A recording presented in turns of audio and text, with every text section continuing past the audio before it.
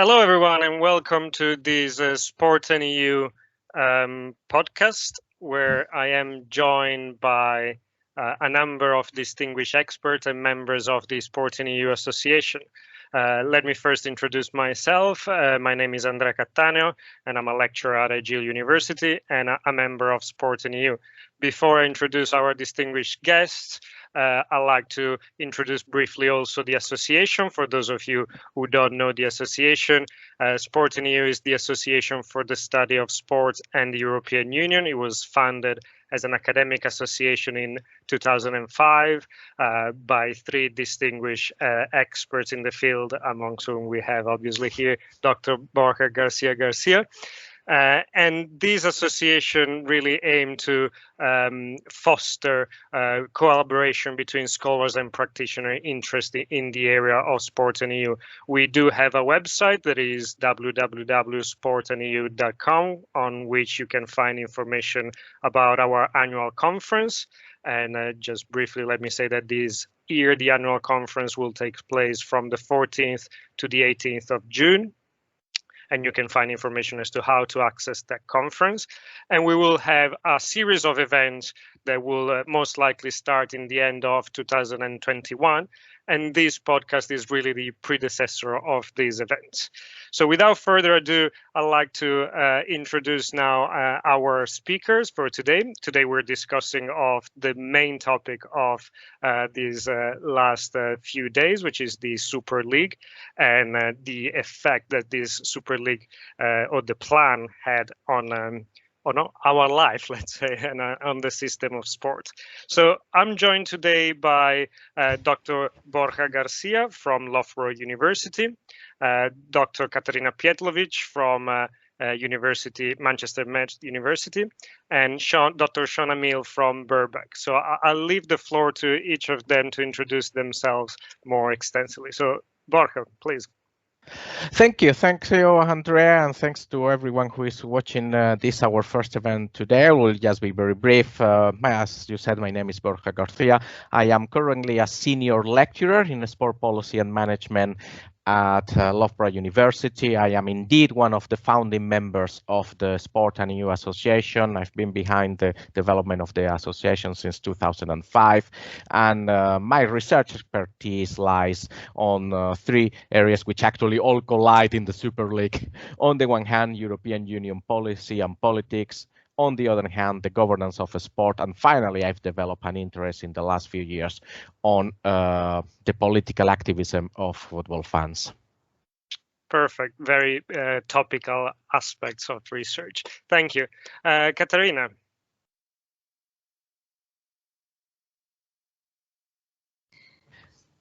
So I'm Dr. Katarina Pietruch. As Andrea said, I'm at Manchester Law School of Manchester Metropolitan University, and I have written a book on this particular topic, which is called EU Sports Law and Breakaway Leagues in Football. And this has been my area of interest for long. So the intersection of the competition law in particular and the issue of breakaway leagues, UEFA restrictions on them, as well as their own breaches of law. Thank you, Katarina. And finally, Sean. Yeah, I'm Sean Hamil. I'm a lecturer in the management department at Birkbeck College, University of London, where I'm one of the directors of the Birkbeck Sport Business Centre, which, as the name implies, is a research centre into the sport business. I've been researching this area for 25 years. And at one time was also an elected director of Supporters Direct, which was an organisation set up to promote fan ownership in football clubs in Europe. And ironically, Joan Laporta, who was then a rebel socio at Barcelona, attended our first conference in 1998. Because at that time, a lot of the socios at Barcelona were concerned about the club might be floated on the stock market. So it's interesting how matters have transpired. My research interests are mainly in the sport governance area and ownership models of sport. I should declare some interest. We at Birkbeck are involved with a couple of major executive master's programs, one called the Executive Master in Global Sports Governance, which in which we partner with a number of major federations, including UEFA and FIBA, and also in the UEFA Masters for International Players, which, as the name implies, is an executive masters to help transition the players into business management in football. But I've also done work for FIFPro, and I've also done some work for EuroLeague basketball. So, you know, hopefully I like many business academics, I work across the various organizations, but I managed to retain my independence. Absolutely, and a perspective that could be very useful in this discussion. Okay, thank you. So let's start with you, Borja. Why do you think that the Super League was arising as an important matter now? Why now? Yeah, that's an interesting question, isn't it? Because I've been living with the breakaway football Super League for almost all of my professional career. As some of you know, in my former life, I was actually a journalist, and I've told that story already a few times. But one of the first assignments as a young journalist I had was back in 1999, was covering a meeting of the chairmen, really, let's be honest, of European football clubs in Madrid, in central Madrid, who were going to discuss the famous Project Gandalf, the one that was notified to the Commission, the media partner Super League, and covering there, yeah, of course, it was Lorenzo Sanz, back then president of Real Madrid. It was Adriano Galliani. Mr. Berlusconi wasn't there. So, you know, since then I've been hearing, and the Super League has resurfaced every 3 years. I do remember very vividly as well one conference of the European Union Studies Association in Montreal, I think around 2007. So only a couple of years after we founded Sport&EU, where we had a very interesting debate about whether there was going to be a breakaway Super League. And all of the time since then, I always thought, now this is just a hoax. This is just a negotiating tool of the clubs to get more money from UEFA. And I was really convinced of that until Sunday. The step forward of Sunday with making plans public, making a website and all that, finally convinced me to go the other side, because even until Saturday, all the rumors, I still thought that was going to be another hoax. But I think Sunday was pretty much different in a way. So why now? Why the clubs took this step forward? I think I've thought long and hard, and I think I will go with mainly two reasons, perhaps three. One, of course, it's the economic consequences of COVID. The level of debt that the clubs are going to get. For better or for worse, whether we like it or we don't, financial fair play was working slightly. Football was being profitable for the first time in a lot of time, also thanks to very big television contracts. And certainly the pandemic has hit hard the whole football pyramid, and of course also the top clubs as well. Second one, I think it's interesting, but I would put it in the culture, in the business and sporting culture of a small number of owners, especially the American ones.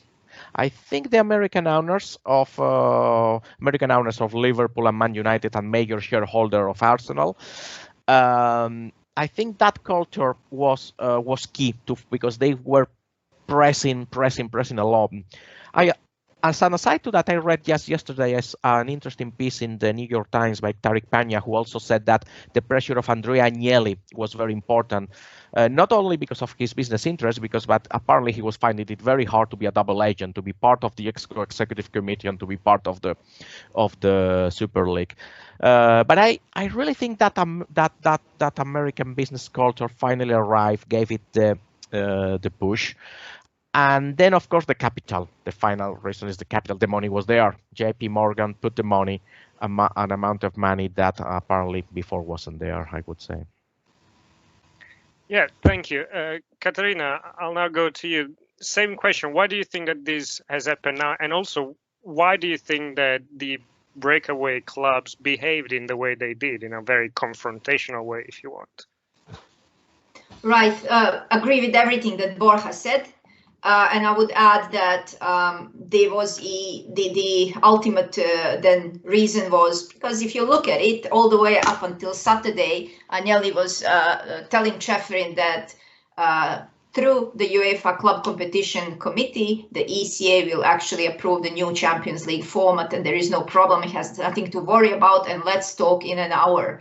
And then he switched off his phone. That was on Saturday, and on Sunday, then the Super League, you know, the Super League was announced, and so why and what happened in those last minutes, and well, what I've heard from somebody from FIFA is that the joint venture that the UEFA and ECA have created or wanted to create to own or to jointly manage 50-50, the clubs really simply wanted more. That the joint venture was going to be like a managing company for the sponsorship and media rights in the new Champions League, and that joint control of this joint venture was not good enough for the clubs that, yes, found themselves is, if I'm not mistaken, you will maybe know better, Sean or Borja, that there is a 5 billion debt between the 15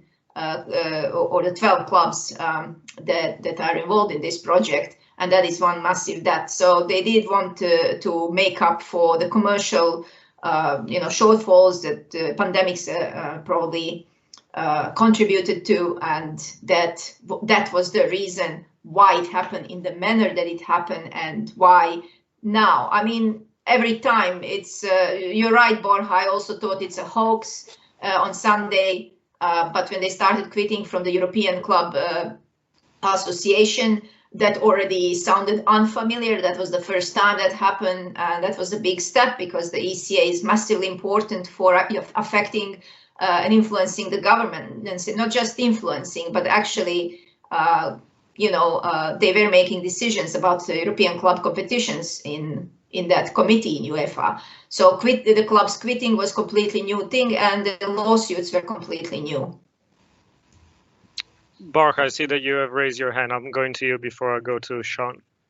No, very briefly, yes, really, actually, to what Katarina said that she heard from FIFA. Actually, I heard as well, and actually that had been reported in the Spanish press for quite some time before, that the clubs were making noise. They really didn't. Well, the top clubs, of course, ECA, but really the top clubs in FCA, they were not happy with that 50-50 split in the new commercial venture for the new Champions League. Indeed, for the last 2 weeks, I've read about that for the Spanish press, which of course is very well briefed by the top clubs in Spain, and that sport press were reporting that indeed there were problems in those negotiations that UEFA thought had been done and dusted, and indeed the clubs were apparently demanding more. Yeah, I've heard about that. Right, thank you. Sean, what are your thoughts on this, and in particular, can you help us understand what is the market model behind this Super League, or what was the market model behind the Super League? Well, the Super League model is just the first thing to say is, why do we know so little about what the model is? I mean, we know nothing really, do we? We can only speculate. I think that is extraordinary. I mean, there's no, I'll take one step backwards, and, I, without any apology, I'm a supporter of the European model of sport. I mean, UEFA originally was actually founded to set up a European club competition. That was one of the two reasons it was set up. The other was to form a European group to be active within FIFA, and it's actually done that job extremely well. So we now have a very, very successful two international club competitions. In Europe, we have two very successful national team competitions in the Euro and the Nations League. We've got successful national leagues as well. The UEFA hat-trick program, is the biggest solidarity program. This is the money from the Euro to the National Associations for Grassroots Development, along with the Olympic Solidarity, is the biggest sports solidarity system in the world. So these are facts. And the first thing I would say is that if you're going to throw all that out the window, you need to have a pretty solid alternative.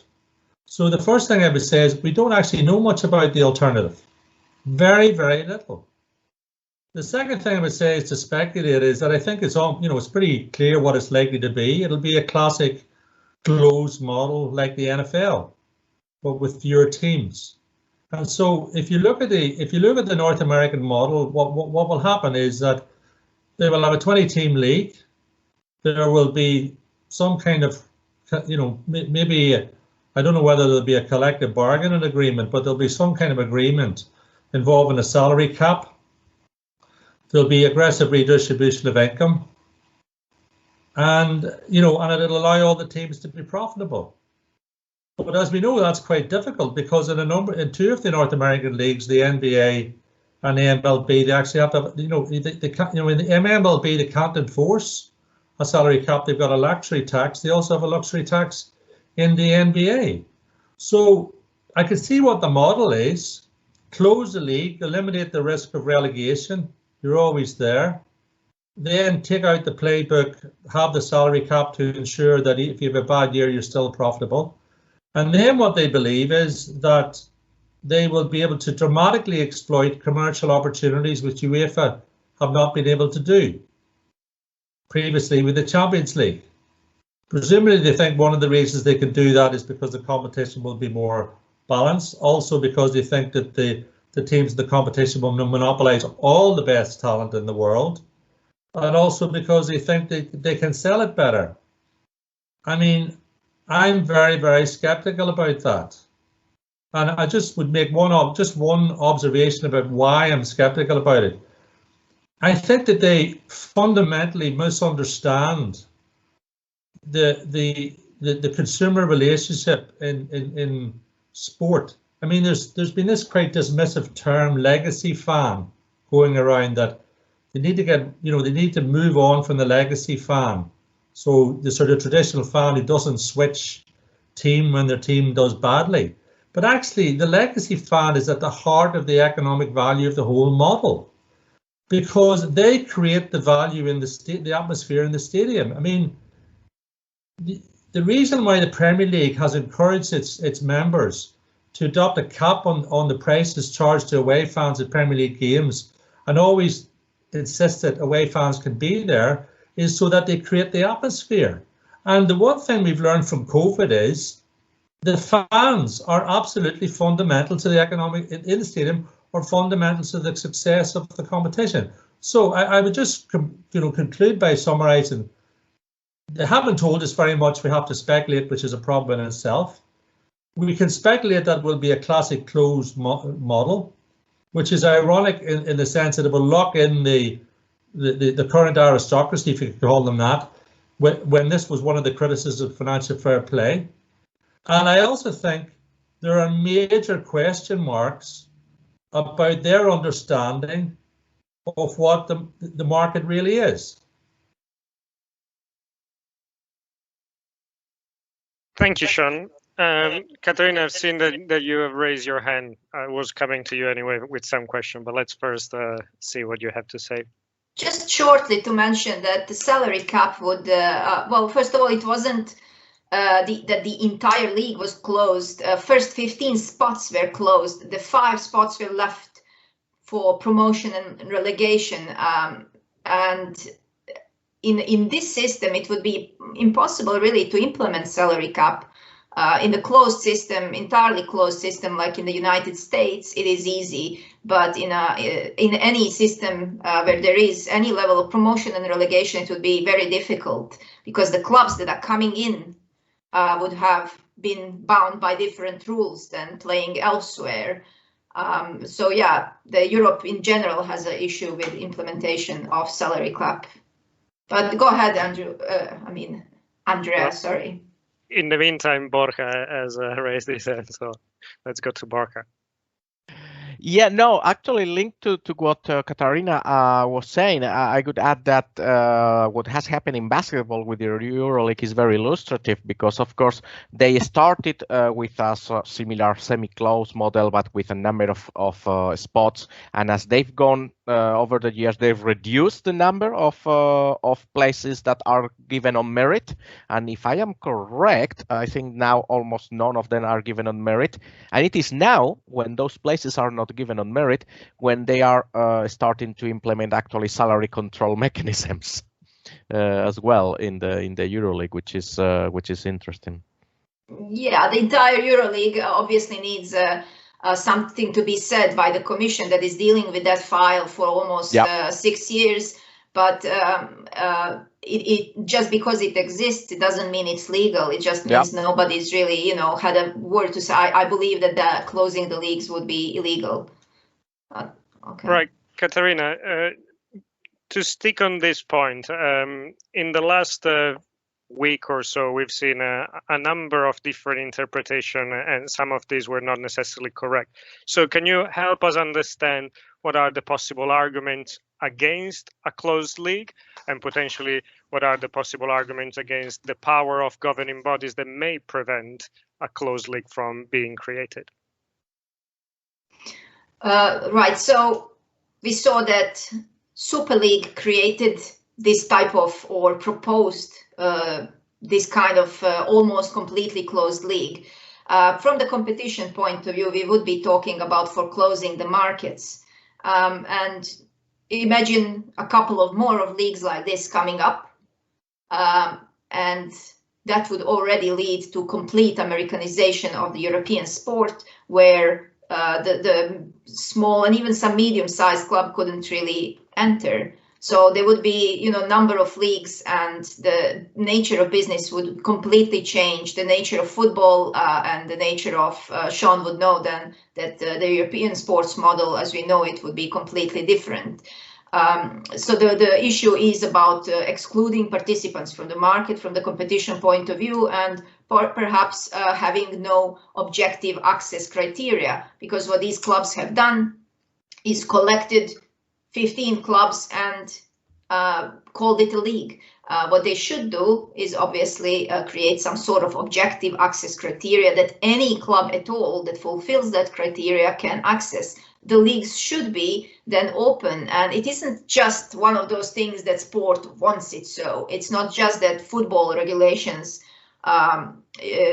support this, and that has been the case so far, and that it's not like that. If you look at the Article 165 TFEU, you will see a reference to openness of competitions, which is what is to be taken into account when enforcing the competition law. So the competition law would look at this Super League not through the lens of any other, through the lens of the ordinary competition law, but through the lens of competition law as applied in sports industry, which takes into account then the societal values, which takes into account cultural values, educational values of sport, and openness of sporting competitions. So this is something that is not just embedded in sports policy, and it's not just something that is in regulation, but it's also a part of the law. And that is from the Super League point of view, or the point of view of the legality of their actions. The entire culture of blackmailing UEFA, of saying we are leaving the structures unless you do this and that for us, unless you give us more say in the governance or give us more cut of the commercial revenues. That also in itself can amount to the cartel, because every time they have done that, UEFA who has not then been legally correct themselves, they instead to actually protect their objectives and protect the rest of the sport, they have made concessions to these clubs, and they have given them what they want. They have given them more say in the governance, to the extent that they are running the show now, and they are deciding for the rest of the football. So the 15-20 top clubs are the only one that have representation in the governance, which is also not, if you look at some cases, you will see that these issues are obviously also possible to address under competition law. So there are a lot of issues from the way that they behave and from these agreements that they have entered into. Because one of the things that we know, and Sean was right, we don't know much about this proposal at all, but we do know that it was going to be 23 years of commitment. You know, and 23 years for closing the market is not really not welcoming competition law either. From the point of view of the UEFA and FIFA response, then by saying that they will ban these clubs from the competitions in their national competitions, that in fact was, in my opinion, defendable. It was going to be a restriction on the commercial activity, obviously, but that was possible under Mecca-Medina framework to justify by reference to the legitimate objectives and to say that this was the only way really to stop this league from happening. There was no less restrictive measures that could have achieved this objective. On the other hand, they also said that players are going to be banned from the national team competitions, which is where they perhaps there is a scope to argue that UEFA, maybe given the severity of competition, had a right to shoot from all available means. But if I were UEFA advisor, I would simply say take this out altogether. The threat to ban players due to several reasons. First of all, players are bound by the contracts to the clubs, and whatever happens between players and clubs is in their contract, and they have to actually play where the club plays.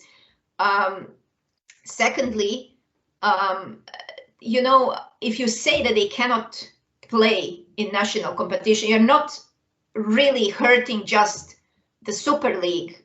You are hurting players that had nothing to do with that decision, but you're hurting most of all people who want to see their best represent their national teams, right?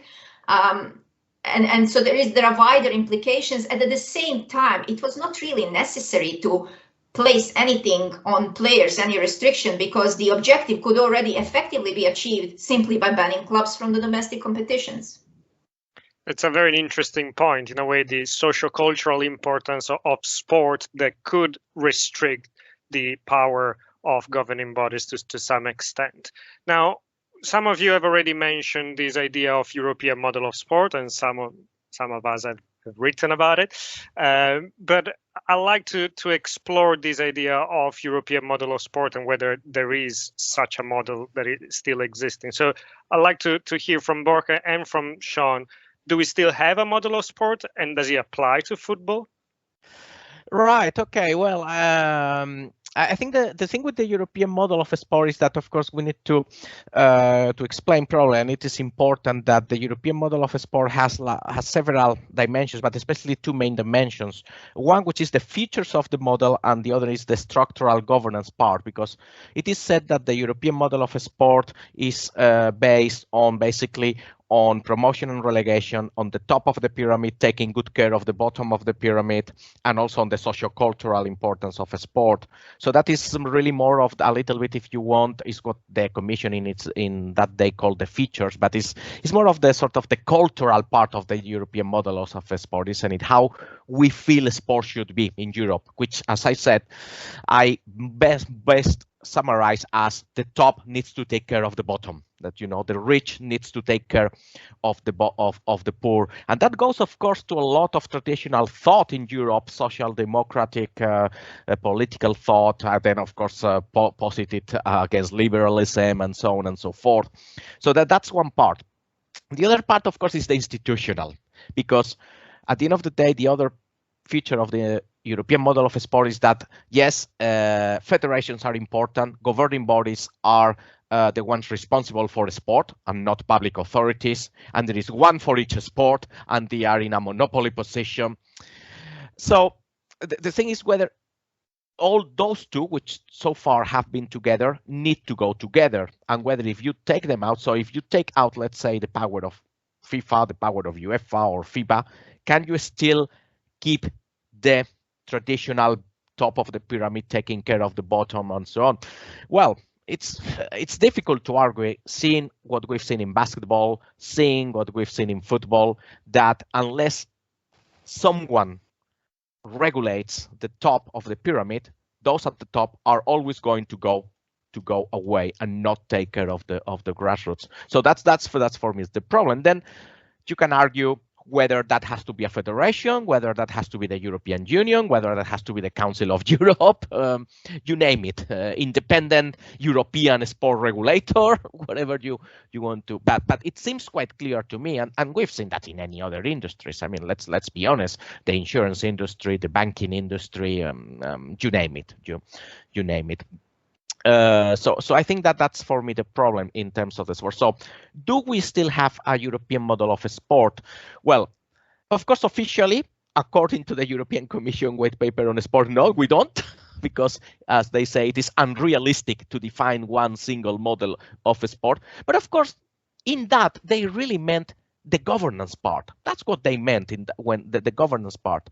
Because if you read the white paper and then all of the subsequent, the 2011 communication from the Commission, the different European Parliament, the resolutions, the first part, the cultural, the top of the pyramid taking care of the bottom of the pyramid, this is very much defended by the European institutions, at least the political ones. And I would even say, even also by DG Comp and the European Court of Justice, if you read their judgments in a careful way. So, and judging by the reaction to the plans, I would say that even culturally and politically, we do still, that model is very much entrenched into people's minds. So actually, it's probably stronger than we thought. Well, there's definitely an aspect of the socio-cultural relevance, as we've said before. Sean, what are your thoughts about this idea of European model of sport? And do you think, further on, do you think that competitive balance is a characteristic? Because I've heard of the idea that we need to protect some competitive balance in European football. Do you think that this is part of the European model? Well, I mean, the first thing I would say is that I don't think the European, I mean, speaking as sort of a management academic, I don't think the European model of sport is legally well enough defined. And I think that possibly one of the reasons why the SuperLeague people were confident that they could do what they did was because they felt they had the legal firepower to carve out what they wanted. I mean, I think a key aspect of the European model of sport is the complementary national club competitions. The fact that players are compelled under FIFA regulations to be released to play for the national teams. So that's a key element.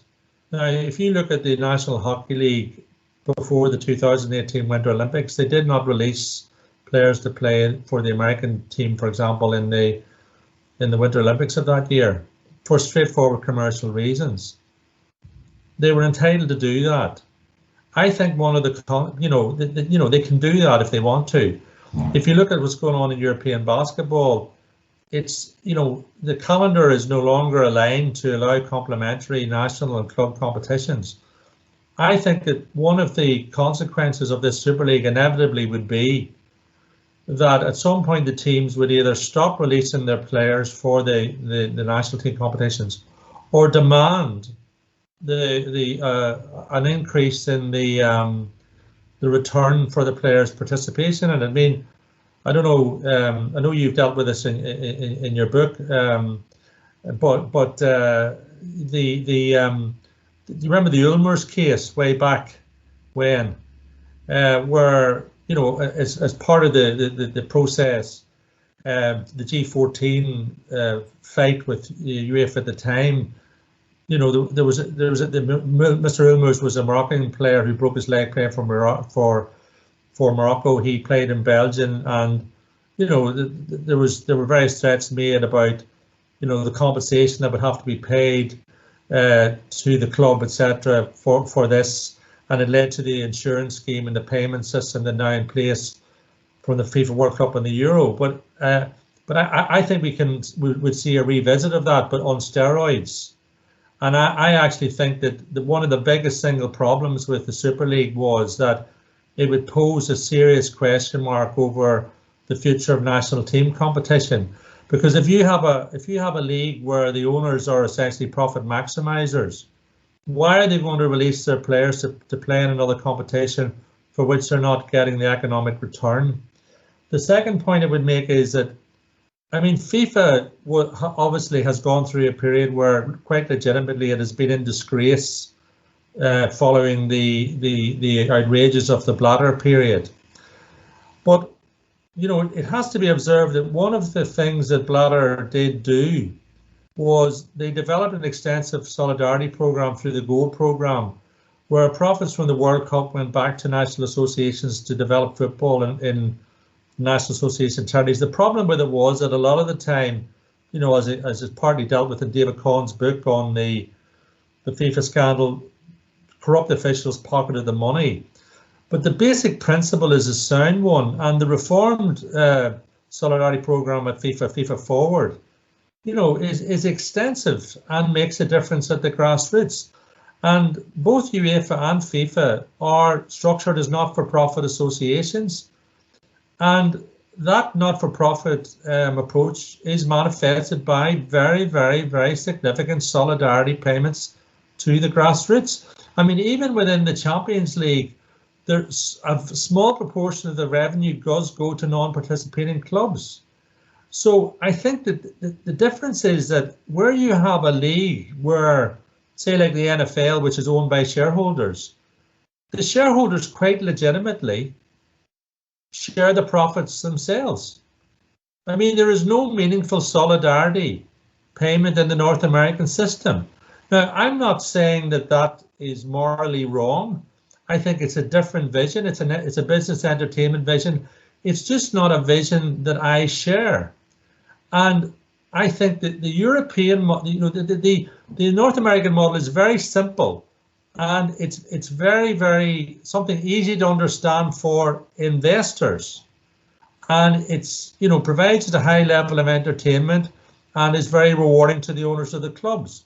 But it does not provide this whole wider array of positive economic and social benefit that is provided within the European model of sport as it applies in football, despite the system's many faults and despite the huge problems that the system manifested in the FIFA scandal. So, I mean, just on the competitive balance issue, the reason why the American sports obsess about achieving competitive balance is precisely because they do not have the promotion and relegation.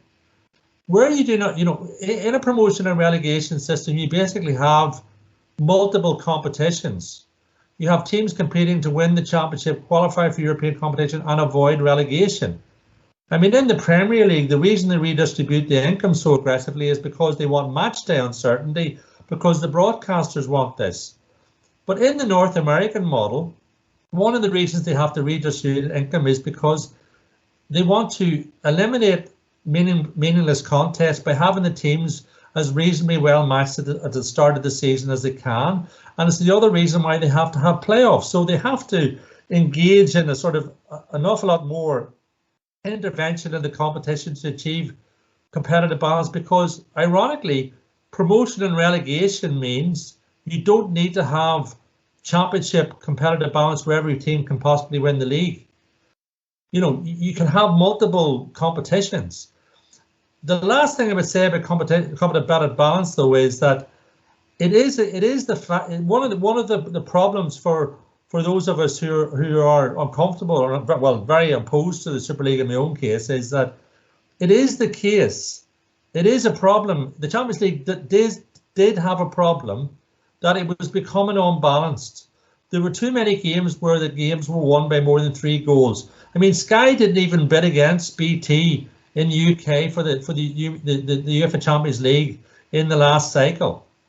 And that tells you something, that they prefer to invest in the Premier League.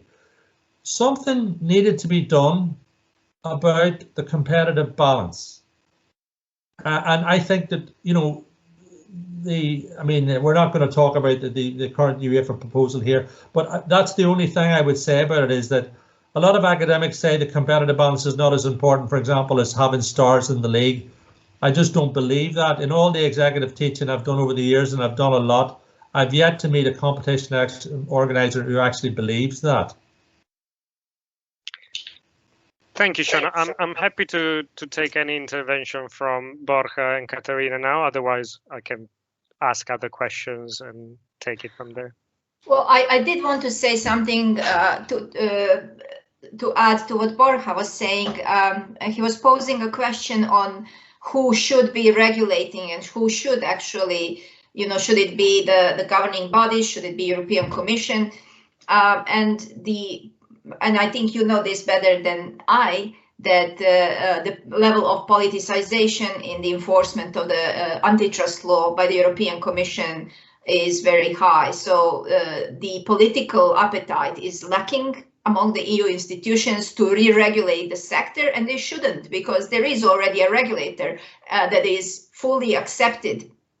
And private regulation has actually seen the rise in the past 20 or 30 years in the world, not just in sport, in many other industries.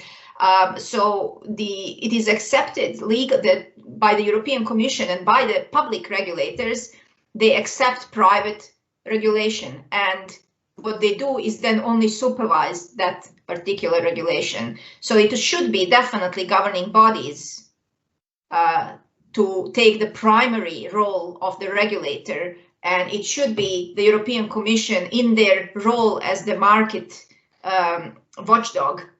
It is the Article 17 of the Treaty on the European Union, where they have the guardian of the treaty role, that they should be then interfering into any sort of issues, such as the governing bodies not doing their job or they themselves being in the breach, but political appetite is lacking to interfere. Now, the European Commission would have to react if there was an actual competition complaint.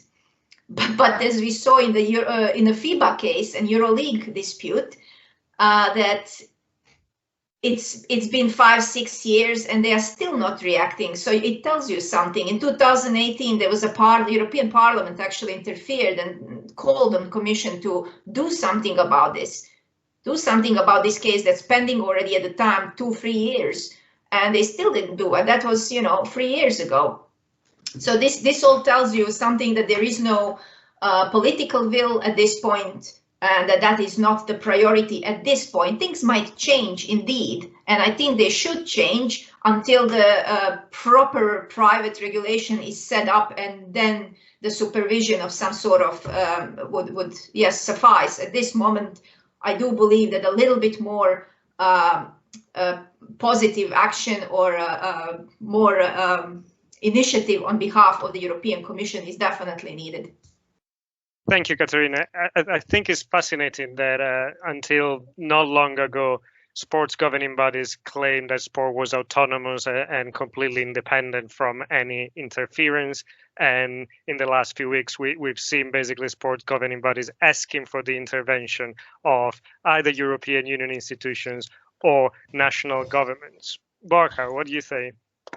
Yeah, no, I wanted to say that, of course, we shouldn't forget rule number 1 of sport autonomy or of governmental intervention, which is governmental intervention is bad unless it goes in your own favor. So, FIFA is very much in favor, or UEFA, of any governmental intervention that will strengthen their position, isn't it? So, yeah, I think indeed, as you say, it's really fascinating.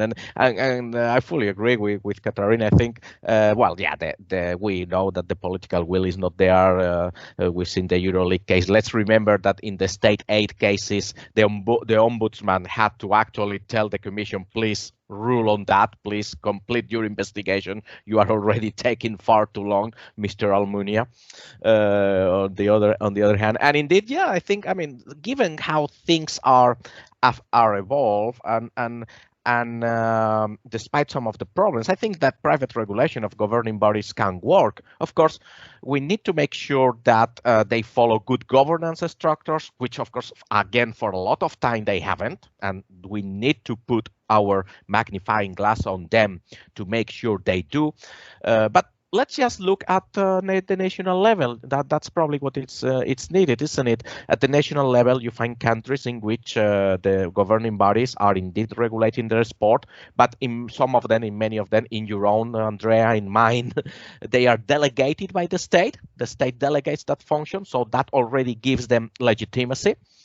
In the country in which we are now living, the United Kingdom, they're delegated, but the government is quite vigorously pressing for good governance. So those are the type of things that could be done to make sure that something that, okay, can work, which is indeed the private regulation, does indeed work, that the governing bodies do their job properly, they are democratic, transparent, accountable to the different stakeholders, and on the other hand, they also have that legal provision because they are recognized as being the private regulator in that specific market. Yes, thank you, Borja. That is very interesting. Obviously, amongst the general principles of good governance, we have the involvement of stakeholders. So in the decision making, in the rule setting, stakeholders, especially those that are interested, should be part of the process. One of these stakeholders that were obviously very vocal in the last few weeks were the fans, and one debate was about whether fan ownership could become a feature of European sport. Sean, what do you think of fan ownership, and do you think that this is a feasible future for football? Well, I mean, I come down to a tradition in Ireland of Gaelic football where the Gaelic Athletic Association was founded in the 19th century as a sort of a nationalist, almost political organisation. It's apolitical now, but basically every parish had a team, and you can only play for the team in your parish. And these are it's a quite substantial sporting organisation now, and every local team is owned by the people. But basically, it's a not-for-profit association, and the finals are attended by 80,000 people in the normal times. And I always felt when I was in England, and I loved English and Scotland, I mean, that it seemed that why were these clubs structured as private companies? Because really, most of them didn't make any money, and they were only sustained by the love and devotion of the people who followed them. And of course, it goes back to history. Almost every one of these clubs in the British Isles was founded as a members association, as a sporting club. And so in the case of my own team, Celtic in Scotland, what happened was when they wanted to build a bigger ground, etc., they needed investment, and local business people provided the investment, but they had to convert to a limited company, etc., etc. And so what happened was that business interests took control of these really social institutions through the back door. But nobody really cared until they started to make really big money in the 90s. Now, I was involved with Supporters Direct. We promoted fan ownership. I think we had a lot of successes, but one observation I have to make, it doesn't make me any less a supporter of fan ownership, but this is it. I think that after the ITV Digital collapse in 2002, 17 teams in the Football League went bankrupt, and at 1.7 of them were in fan ownership. Almost every one of them returned to private ownership, and there were two reasons for this. The first one was that because there was no effective system of financial fair play or salary control, it became absolutely impossible for a fan-owned club running a balanced budget to compete with privately owned clubs running a loss. And so the teams found it impossible to compete in sporting terms. And the second reason is there is a significant proportion of supporters who have no interest in fan ownership. They just want the team. They're there for the ride, if you like. And so, for example, recently Wrexham in North Wales, the fans voted to give the club away. It had been rescued by fans 11 years ago to a couple of American movie stars because they want the team to be successful. Barcelona and Real Madrid are both socio-owned institutions. I mean, I am deeply, deeply disappointed about what is going on at Barcelona. I read the FC Barcelona statement last night. I mean, they of all clubs should be against the breakaway. So what I would say is that the logic of what we're talking about says the club should be fan owned. I think the proposal in the UK that maybe have some kind of 50+1 rule is definitely worth exploring. But I don't think it's a solution in itself. I think the real solution is to have some kind of really entrenched legal protection for the European model of sport. And the other thing I would say is that, I'm not here to be an apologist for UEFA, but I'm going to say this because I think it needs to be said. These owners of these clubs, Madrid, Barcelona, they have run up colossal debts, recently. It was only the imposition of UEFA financial fair play which just restored some kind of sustainable business model to European football. I mean, the much maligned UEFA. And the people who want the breakaway are actually some of the people who are the least invested in that model. So I think that what we need is, you know, an aggressive legal defence of the European model, of the right of UEFA, for example, in this situation, to regulate the competitions. And I think that, you know, there needs to be an acceptance that FFP was an absolutely necessary innovation. I think there's a place in there for fan ownership, but it's only part of the solution. I mean, the 50+1 rule is really, I think, to a large extent, a reflection of a broader fan culture in Germany. But the fundamental problem is that if you don't have some kind of salary control system, which is essentially what FFP is, you know, then fan-owned clubs find it difficult to compete against privately owned clubs in the long run. So there could be an impact also on other aspects that we have discussed as competitive balance. Is there any reaction from Katarina or Borja on these aspects? Borja?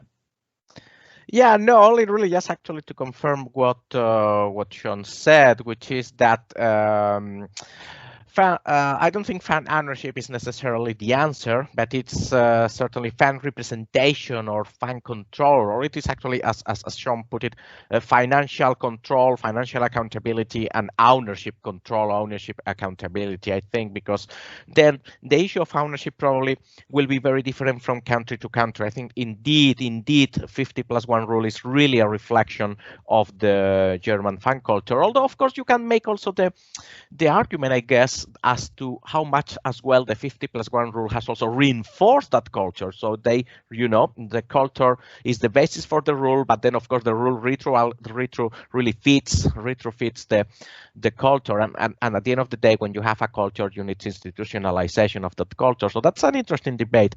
But I guess where I wanted to come is that indeed it will depend, and indeed not all fans are interested in ownership, not all fans at all.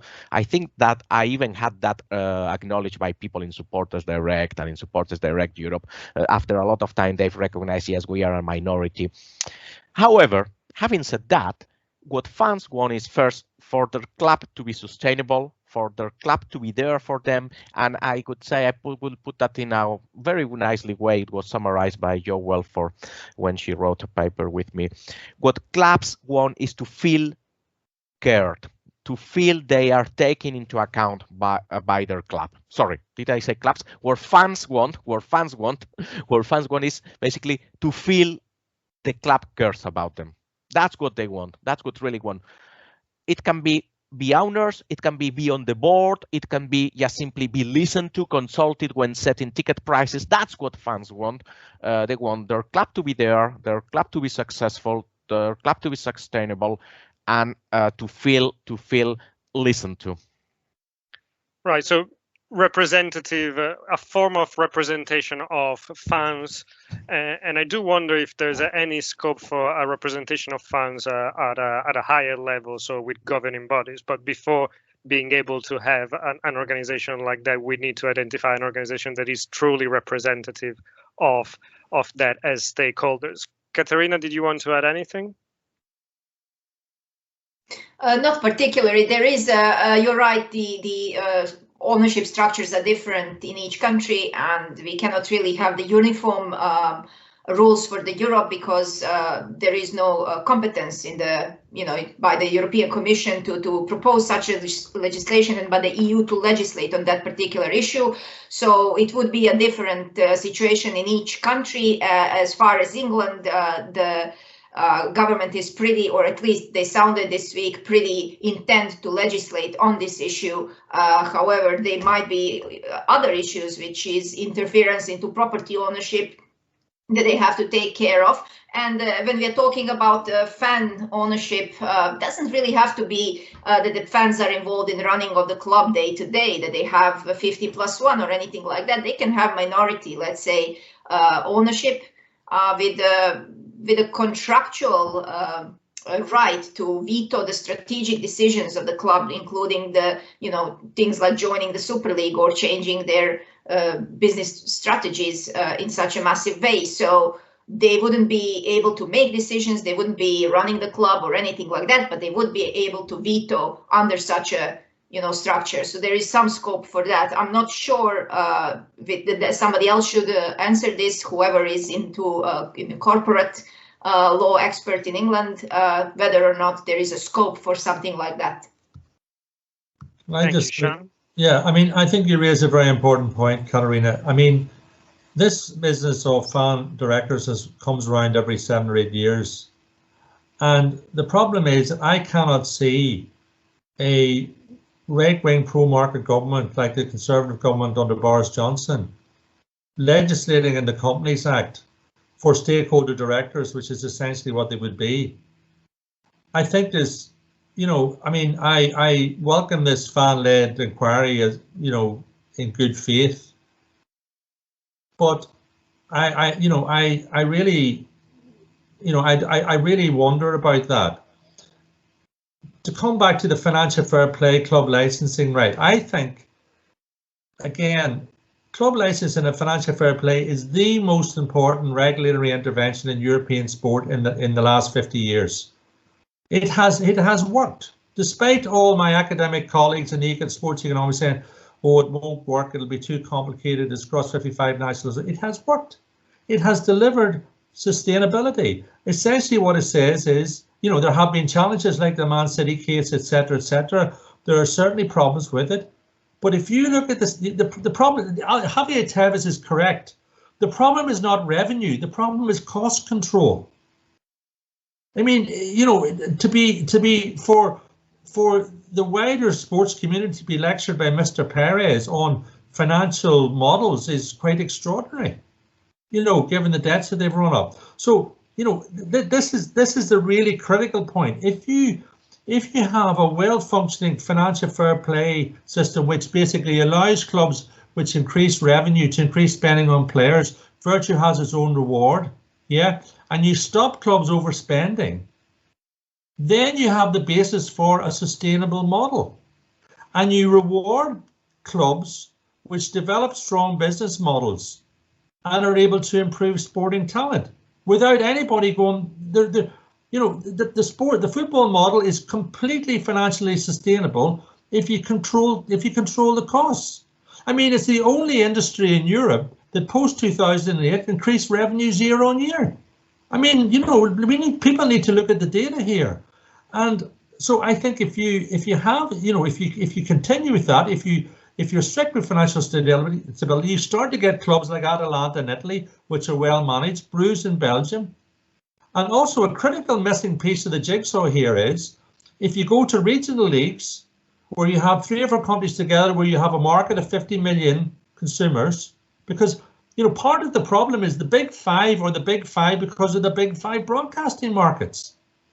So if you start to have regional leagues where you allow those regional leagues to come up with for par broadcasting revenues that are on the existing 5 leagues, you start to deal with a lot of the competitive balance issues.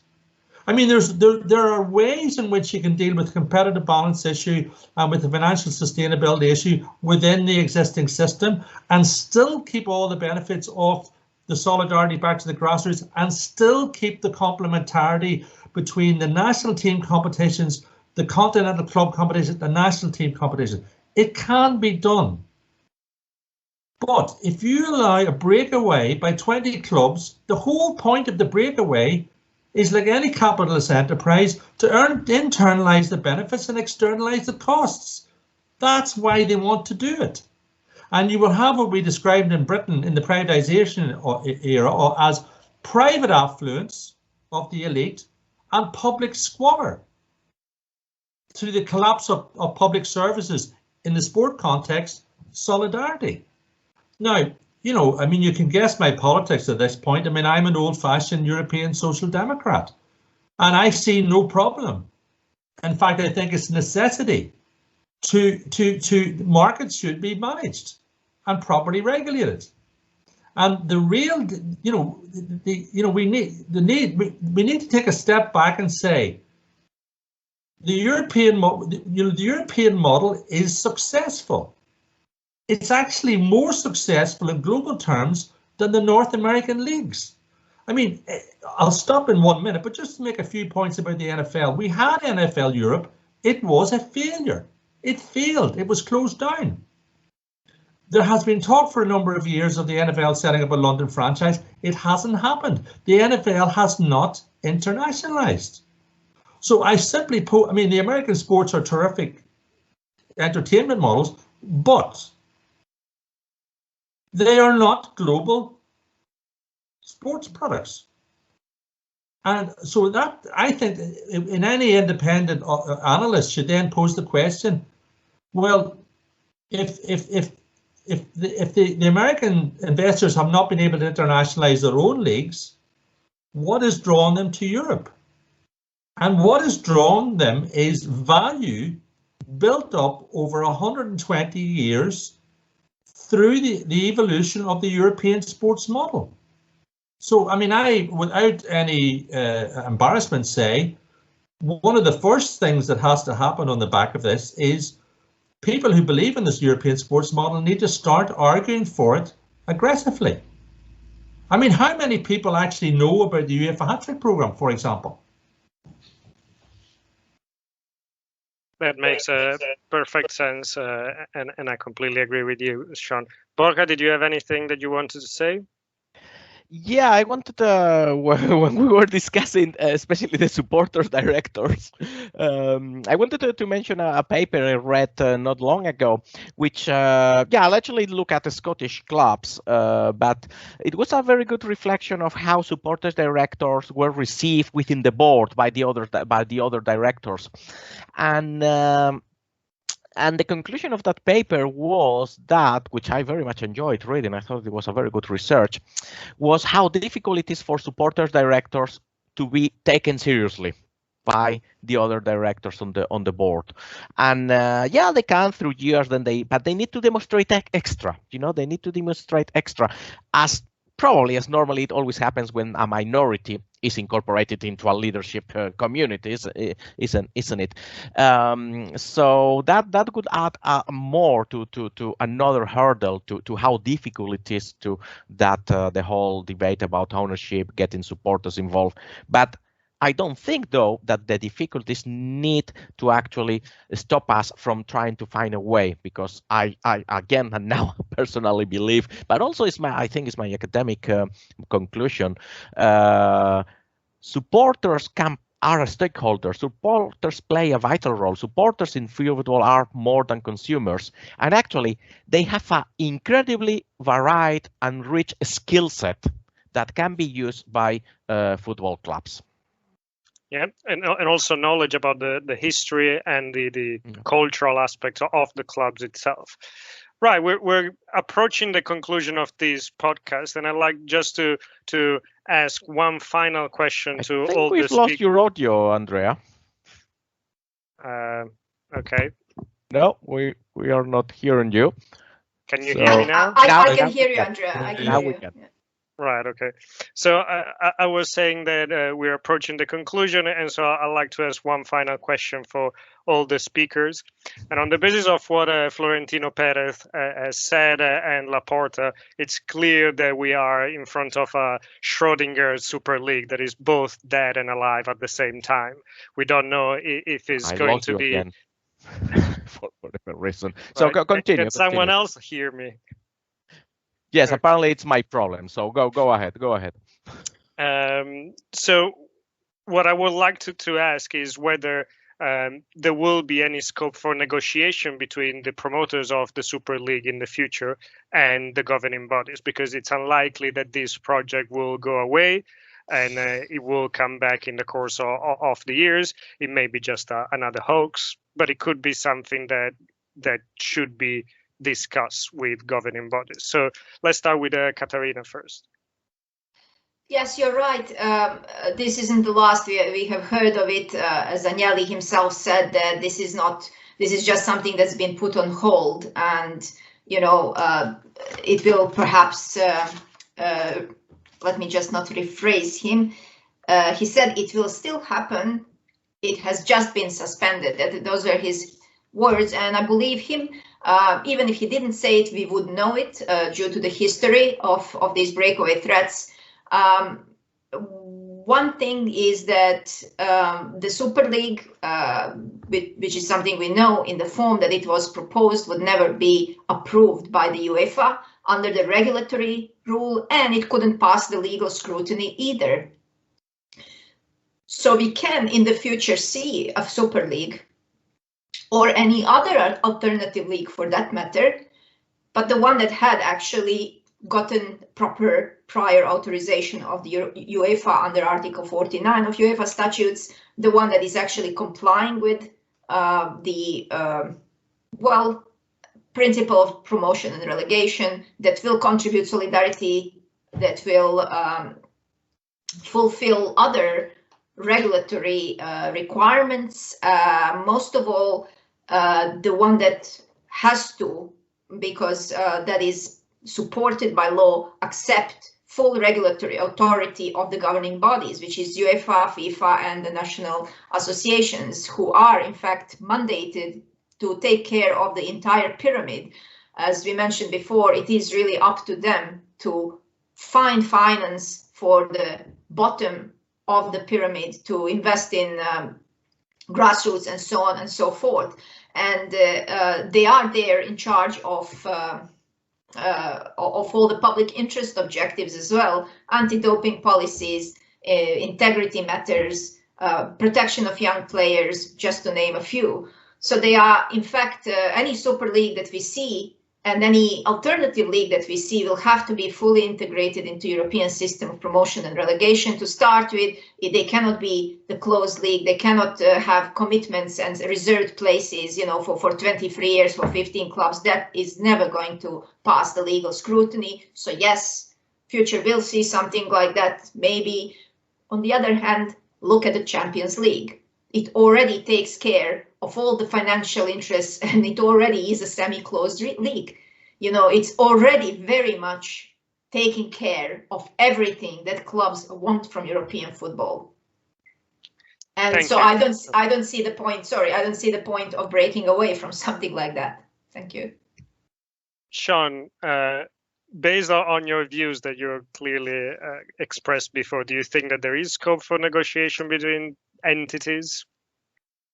No, I don't think there is, actually. I mean, I don't want to get into the personalities of it all, but I mean, I would just simply observe that, I mean, in business or in any walk of life, there are always disagreements, aren't there, But, that, and people, everybody's negotiating with people all the time and reaching compromises, but the breach of trust here just is so profound. I mean, to be right up to the last minute saying, yeah, we're about to sign up, and then, then it turns out that actually you'd be behind everybody's back. You had a different plan. I mean, personal integrity does matter really at the end, doesn't it? And I just think that on a personal level, the principle, I don't see how any of the principles involved can come back. That's the first thing I would say, because I think that how can you trust anything that they say? No, that's the first thing I would say. But obviously the show must go on, and I'm thinking back to what happened when Michel Platini was elected as the president of UEFA back in 2007. And although he's had his well-publicized difficulties, and the one observation I would make is that he did negotiate a peace that lasted for 13 years. He persuaded the G14 to disband. The European Clubs Association was set up. They set up what was then the Professional Football Strategy Council within UEFA, which was for structured dialogue.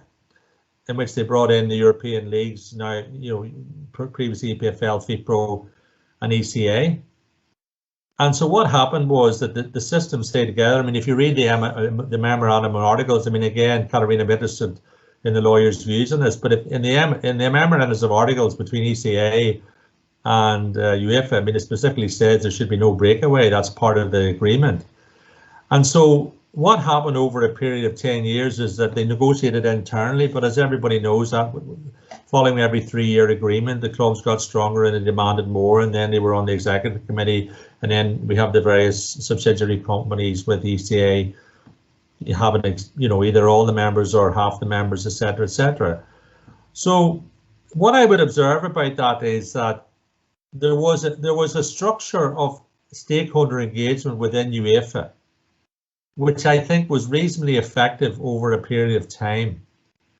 But clearly it got to the point where these breakaway clubs weren't interested in engagement anymore. They just wanted to take over. And I'm afraid that it was not sustainable. I personally believe that I've always thought that the European Clubs Association really had an impossible job, because it came out of G14, which was the top clubs, but it was trying to represent all the clubs in Europe. I think that they've done the splits now, haven't they? I think there needs to be, I think there needs to be a more complex stakeholder representation on the club side, whether within the ECA or a new organisation. I don't know how it would happen, but I think that one of the critical aspects of the European model is it's about compromised stakeholder engagement. I mean, the European Union talks about structured stakeholder engagement, doesn't it? But in order to engage in the system, you have to believe in the system. I'm afraid if you don't believe in the system and you've exited it, you've exited it. So, that's what I would say about that. I think it's going to be very difficult to prepare the relationships. I think the whole stakeholder engagement mechanism within European football needs to be reconfigured. I just want to finish 2 points. I am in favour of fan ownership, but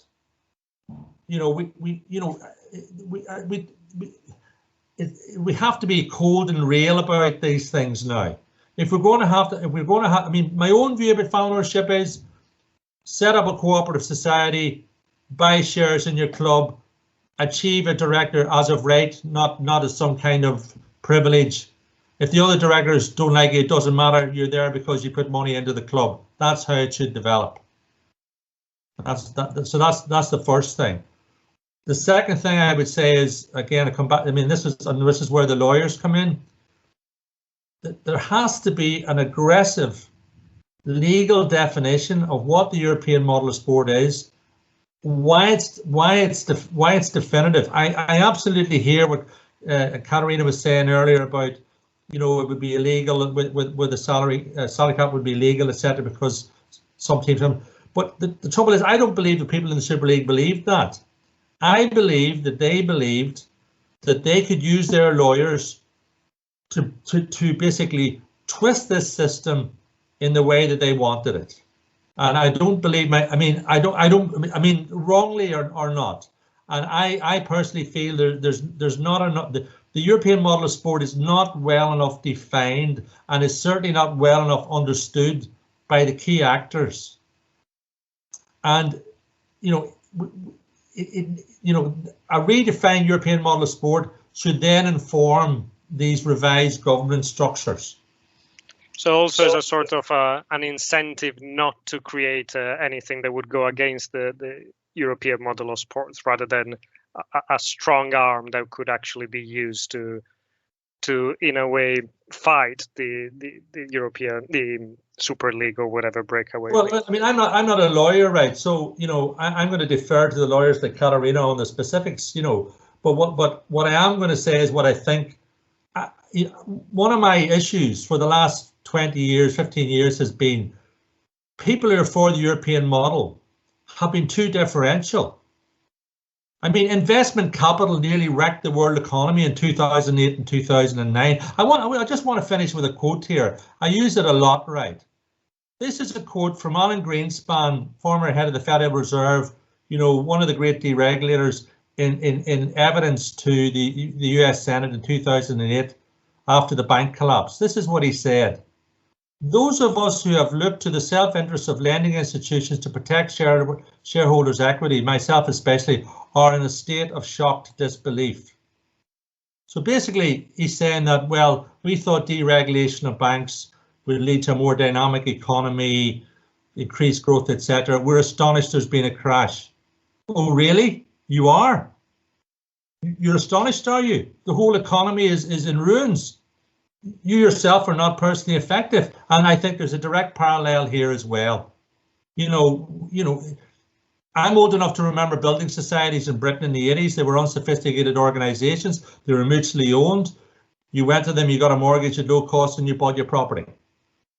We were then told that actually these are old, stodgy mutual organizations. They need to be converted into privately owned, shareholder-driven banks with all this wonderful array of products. Not a single one exists now. Every one of those institutions vanished in the crash.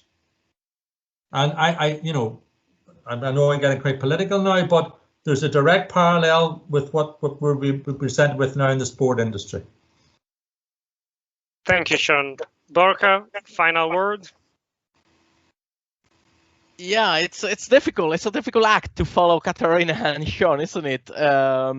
So in terms of the repairing the relationship, I could agree that there is the confidence is in low supply now in the European football industry from all stakeholders. We could listen the other day. I mean, you may agree or disagree, but one thing you could listen the other day to Florentino Perez in his radio interview, not the one he gave to TV, the one that he gave yesterday in the radio, was that he felt betrayed by some of the clubs, especially the English clubs.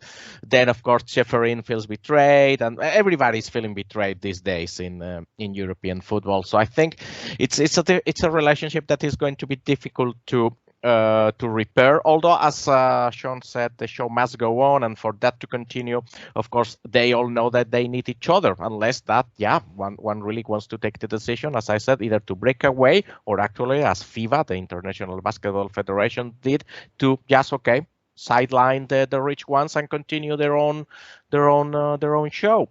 But that would be a completely different thing of what we are used to.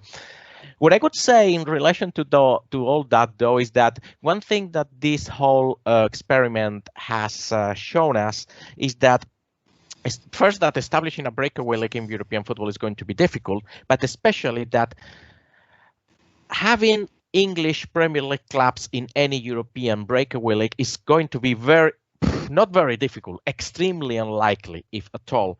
And of course, I would say that any European club competition without English clubs makes no economic sense, because it's the biggest European market, but also they are among the biggest, not the biggest, but really with global appeal. So it makes no sense. If you cannot really have the English in any of such a venture, I don't think it makes any sense from an economic perspective.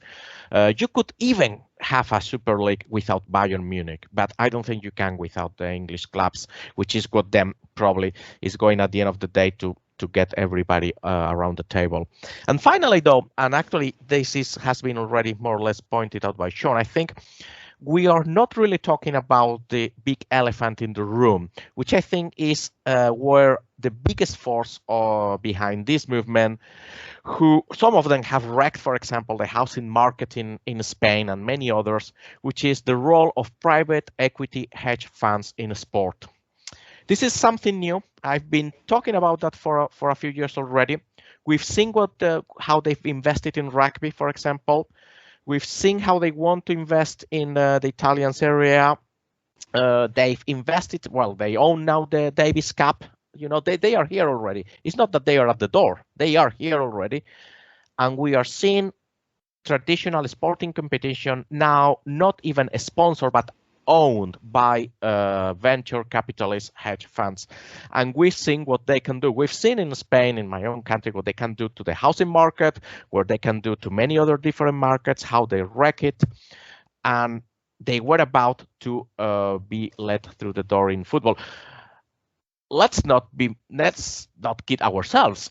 Gianni Infantino was looking for their support when setting up the Club World Championship. So, you know, it's not only the Super League, it's also the federations, as I said, ITF for the Davis Cup and so on and so forth. But I think the role of those hedge funds needs to be very, very closely looked at, very, very closely monitored. Well, thank you, Borja, and thank you, all of you. This has been a fascinating discussion, and we could have kept discussing. Well, you could have kept discussing, and I was just listening for more you too, time. Andrea, come on. But I'm very mindful of the time that you have dedicated to us. I'm mindful of the fact that Katarina has been glued to that desk for the past 5 straight days, and so I want to make sure that I want to thank you all for listening to this, for tuning in, and thank you to the speakers and members of the Sport&EU Association. A final reminder, I will see you all at the new Sport&EU annual conference formally in Rijeka, but online from the 14th to the 18th of June. And this recording will be available on the Sport&EU website very soon. So thank you very much. Thank you to the speaker, and we'll be seeing each other again soon. Thank you, Andrea. Bye. Thank you. Bye.